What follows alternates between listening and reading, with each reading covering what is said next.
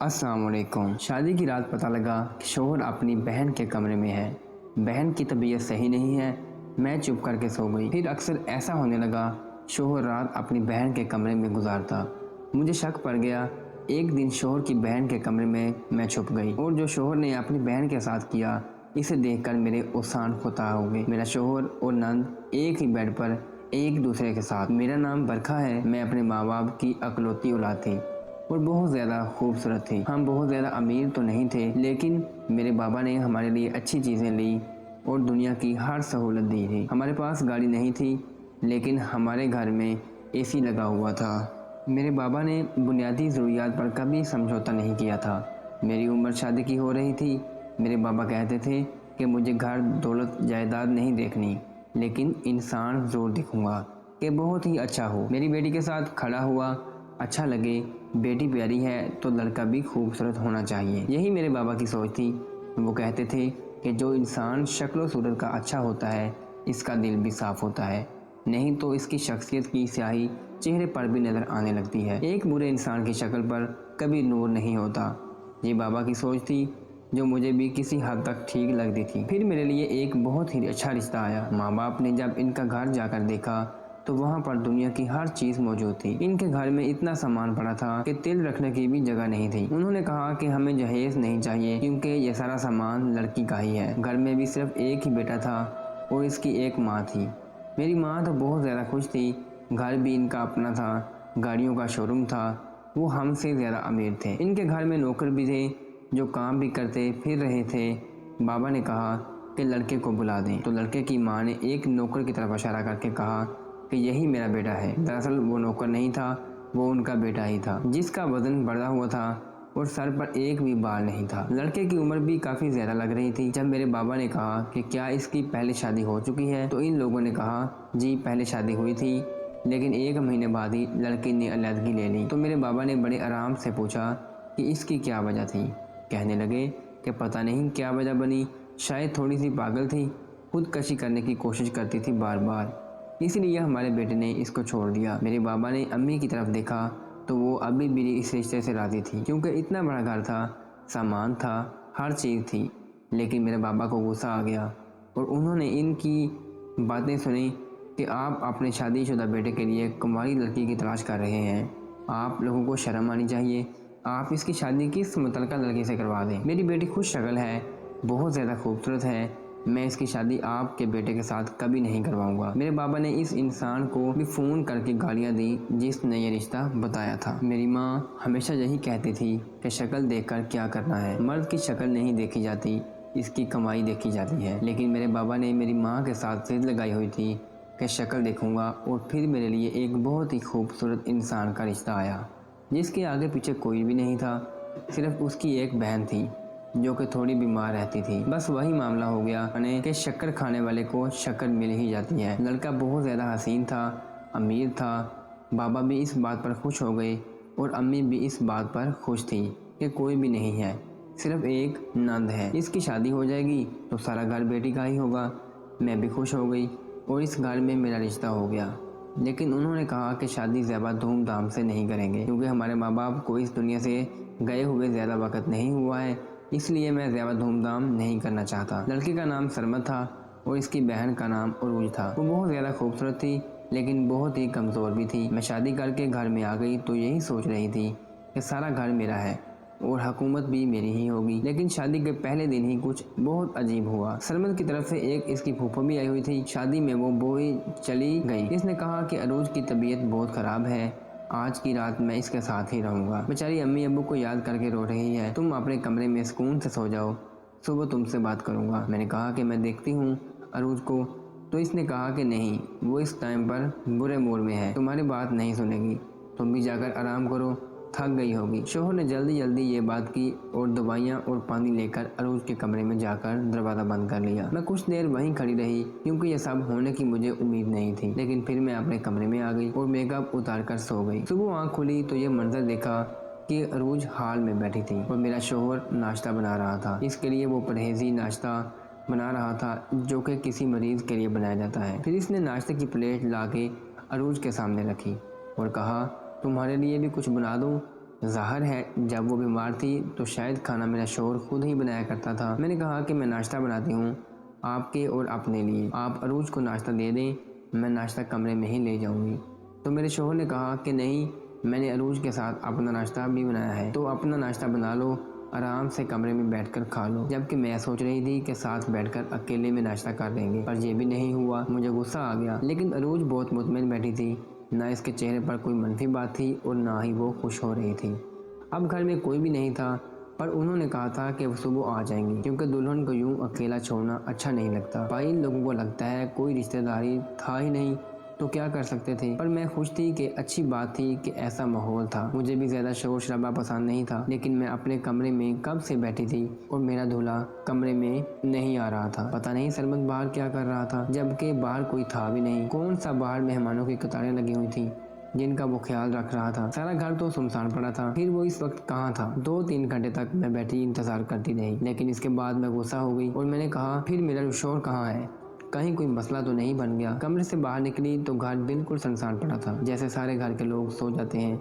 मैं हैरान थी, मैं इस घर में आज की रात दुल्हन बन के आई हूँ और किसी को मेरी परवाह नहीं है। शोहर भी कहीं नजर नहीं आ रहा था। मेरी नंद के कमरे की लाइट ऑन थी, लेकिन दरवाजा बंद था और इसमें भी खामोशी थी। थोड़ी देर के बाद मुझे मेरा शोहर किचन में नजर आया, तो मैंने कहा कि आप क्या कर रहे हैं, आपको तो अभी तक कमरे में आ जाना चाहिए था। यूँ तो हमारी शादी घर वालों की मर्जी से हुई थी, अभी एक दिन भी नहीं गुजरा था, लेकिन फिर भी मैंने ये बात कर दी क्योंकि इंतजार कर कर के मुझे गुस्सा आ चुका था। शोहर के हाथ में पानी का गिलास था और कोई दवा थी। मैंने अपने लिए नाश्ता बनाया और कमरे में अकेले बैठकर नाश्ता किया। थोड़ी देर के बाद सरमत की फूफो आ गई, तो उन्होंने मुझे बताया कि तैयार क्यों नहीं हुई।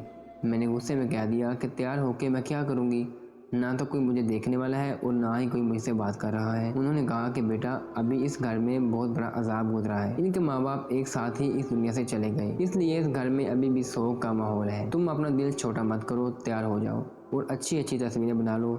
वलीमा हम लोग नहीं कर रहे हैं, जब अल्लाह से खैर तुम्हें औलाद दे देगा तो फिर इसके अकीके के साथ हम तुम्हारा वलीमा भी कर देंगे। मैं दिल में सोचने लगी कि औलाद तो तब होगी जब मेरा शोहर मेरे कमरे में आएगा, हम लोग अपने रिश्ते का आगाज़ करेंगे। ऊपर ने मुझे तैयार तो कर दिया, मेरी कुछ तस्वीरें भी बना ली। वैसे वो बहुत अच्छी थी, उन्होंने सारा दिन मेरे साथ गुजारा, लेकिन शाम होते ही वो वापस जाने लगी। उन्होंने कहा कि मैं तो सरमत की सबसे छोटी फूफा हूँ, मेरे 2 छोटे बच्चे स्कूल जाने वाले हैं, मुझे इसीलिए सुबह सुबह इसको स्कूल भेजना होता है, नहीं तो रात को मैं यहीं पर रुक जाती। तुम फिक्र नहीं करो, सब ठीक हो जाएगा। दिन इसी तरह गुजर रहे थे।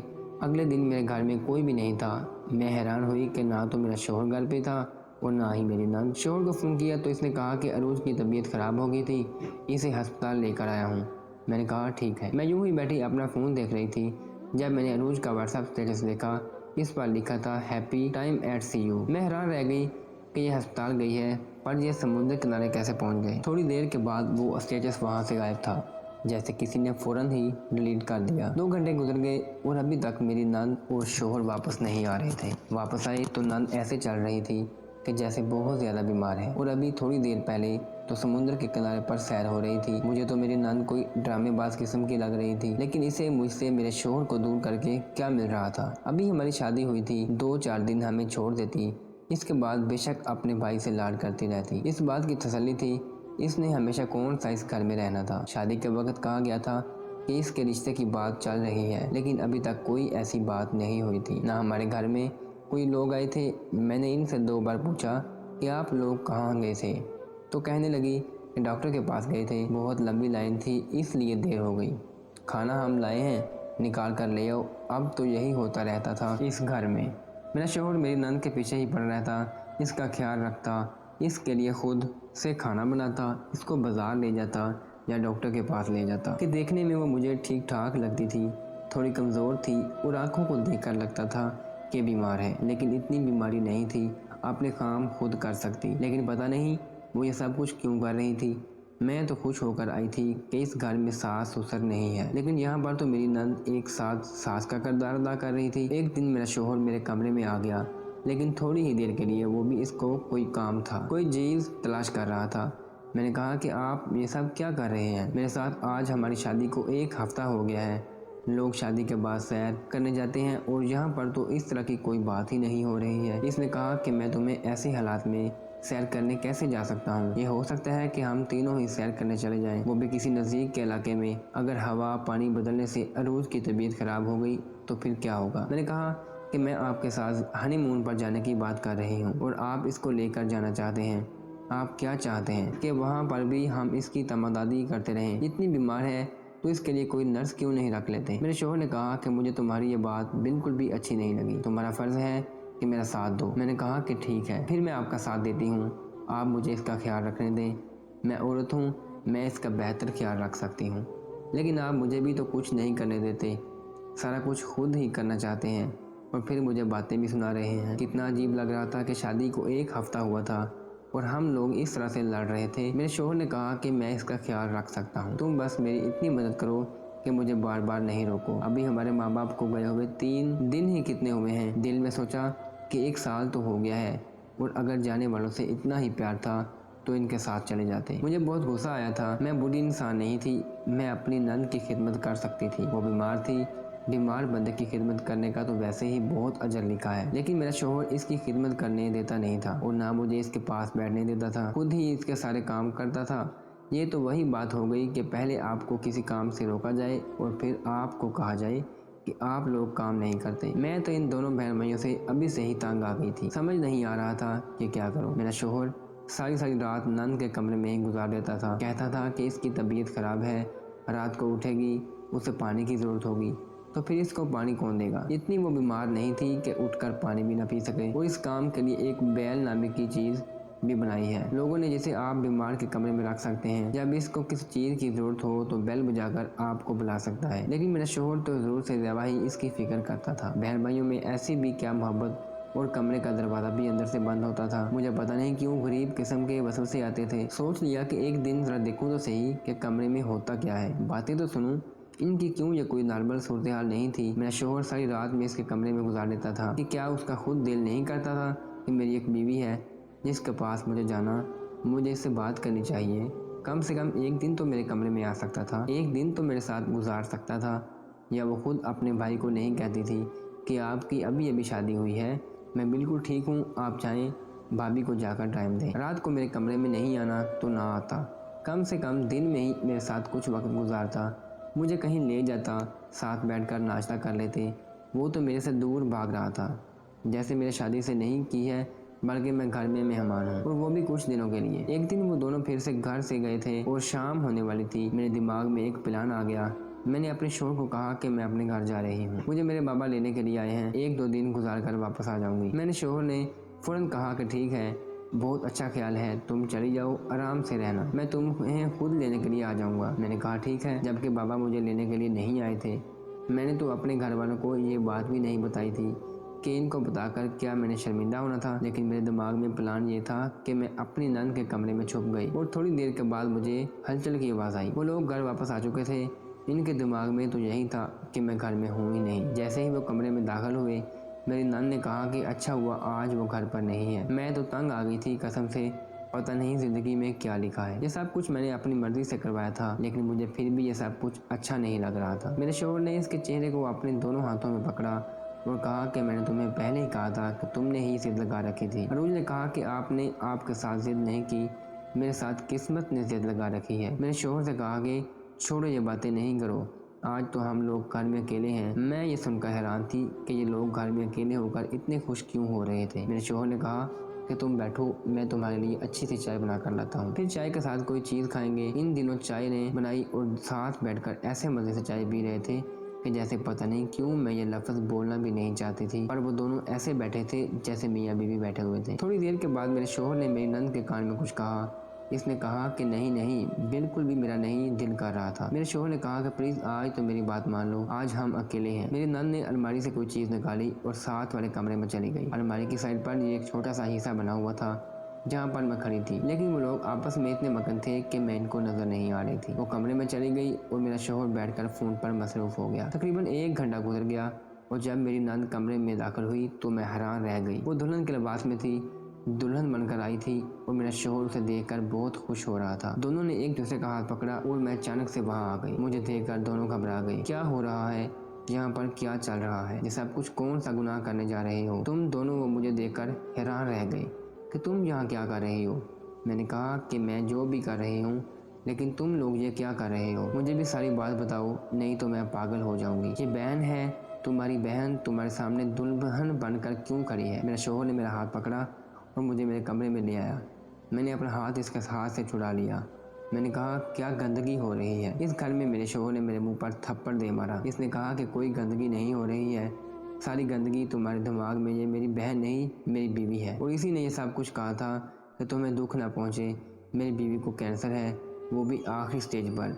वो इस दुनिया से जाने वाली वो है और जाते जाते इसने मुझे कहा कि मैं किसी प्यारी सी लड़की से शादी कर लूँ और वादा लिया मुझसे कि जब तक वो यहाँ रहेगी मैं सिर्फ इसके साथ वक्त गुजारूंगा और तुम्हारे कमरे में भी नहीं जाऊंगा, क्योंकि इस तरह इसको दुख पहुंचेगा। वो मुझसे बहुत मोहब्बत करती है, इसने यह सब कुछ मेरे लिए किया है। वो ज़िंदगी से जा रही है, इसलिए मैं इसके छोटे छोटे ख्वाब पूरे करता हूँ, इसके साथ रहता हूँ, इसके लिए खाना बनाता हूँ और उसे बाहर सैर करने के लिए ले जाता हूँ ताकि उसकी ज़िंदगी के दिन अच्छे गुजर जाएं। मैं हैरान रह गई और बहुत ज़्यादा शर्मिंदा भी हुई। इसने कहा कि तुम्हें यह सब कुछ इसलिए नहीं बताया था कि तुम्हें बुरा ना लगे, तुम खुद को दूसरी बीवी ना समझो कि मेरी बीवी ने तुम इस दुनिया में नहीं रहना, वो जल्दी यहाँ से चली जाएगी। मेरा शौहर फूट फूट कर रोने लगा। मैंने इससे माफ़ी मांगी और इसे तसल्ली दी और जाकर अरूज से भी माफ़ी मांगी। इसके बाद मैं भी इसका ख्याल रखती थी। वो 2 महीने और 20 दिन बाद इस दुनिया से चली गई। मेरे शौहर को नॉर्मल होने में काफ़ी वक्त लग गया और आज इस बात को 2 साल हो गए हैं। हम लोग आपस में एक साथ मियाँ बीवी की तरह रहते हैं। मेरे यहाँ औलाद होने वाली है। मेरा शौहर कहता है कि अगर बेटी हुई तो मैं इसका नाम अरूज रखूँगा। मैं भी इस बात से खुश थी, मुझे कोई मसला नहीं था। मैं अरूज के लिए बहुत दुखी थी और अभी भी मुझे बहुत शर्मिंदगी होती थी। मैंने इस पर शक किया था और इसको मैंने दिल ही दिल में बहुत बद्दुआएं दी थी, लेकिन वो बेचारी तो जाते जाते भी मुझे दुआएं दे रही थी और मेरा ही भला सोच रही थी। आज भी इसके लिए मैं कभी कुछ पकाकर इस पर ख़त्म पढ़कर बच्चों में बांट देती हूँ तो दिल को सुकून आ जाता है। मेरा शौहर भी मेरे साथ इसकी बातें करता है तो मुझे बुरा नहीं लगता। अगर आपको हमारी वीडियो अच्छी लगी हो तो आपने इसको लाइक करना है और दूसरों को शेयर करना है। अगर आपने हमारा चैनल सब्सक्राइब नहीं किया तो इसको सब्सक्राइब कर दें और बेल आइकन को दबा दें। अल्लाह हाफिज़।